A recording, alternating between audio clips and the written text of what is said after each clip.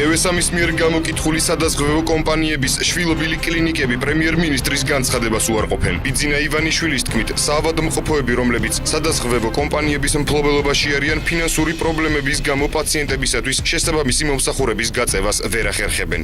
სადაზღვევოებს დღეს არ აქვს საშუალება ფინანსური, რომ შეინახონ ეს კლინიკები, რაც მათ საკუთრებაშია.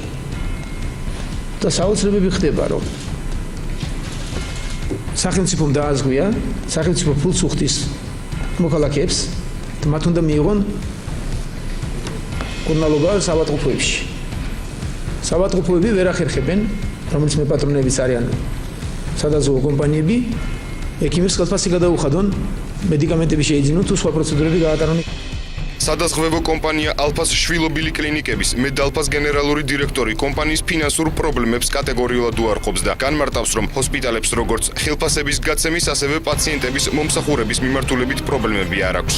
კახი მუხიბულაშვილის მტკიცებით, მედალფა ყველა სადაზღვევო კომპანიასთან თანამშრომლობს, ჩართულია სახელმწიფო პროგრამებში, ყავს ნაღდი გადამხდელები, რის ფონზეც კლინიკა ფუნქციონირებას სრულყოფილად ახერხებს. ამასთან მისივე თქმით, მედალფამ უკვე გახსნა 3 კლინიკა, ხოლო მეოთხის გახსნას უახლოეს დღეებში ლანჩხუთში გეგმავს, რითიც კომპანიის მიერ ჰოსპიტალურ სექტორში სახელმწიფოს წინაშე აღებული ვალდებულება სრულად ამოიწურება.